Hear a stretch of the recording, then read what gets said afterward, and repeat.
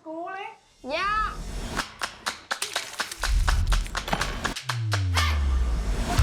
Godt, jamen Honey Madsen, velkommen til hende. Så lad os komme i gang med at kende hende.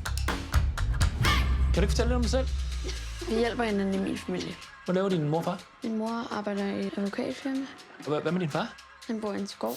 Kan godt lide at udfordre systemet. Godt lide min far. Hvad kan du godt lide? Musik. Er det ikke noget, du har arvet for nogen? Min morfar måske. Altså, mener han er mig? Marcel, han er jo død for 100 år siden.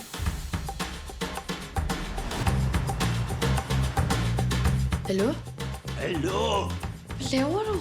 Yoga, selvfølgelig. Hvad fanden tror du? Kan du genkende den her? Altså, det der kender jeg ikke en skid til. Du er min morfar. Hvad døde han af? Det kan jeg ikke huske. Tror du ikke, den er fed nok nu? Det er da fedt, ja. Kan vi tage det her på et andet tidspunkt? Min fars butik holder fødselsdagsfest. Opvarmningsbandet er os. Vil du spille med? Jeg skal spille koncert i Lidl på næste lørdag. Det gør du bare ikke. Der er åbent hus på min skole. Du ved, hvordan det er, honey. Selvfølgelig. Godt, piger.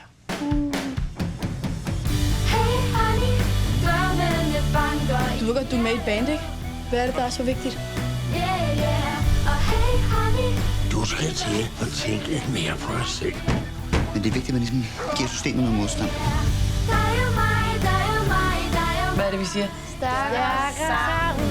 Stærkere sammen. Og hey, honey, det er os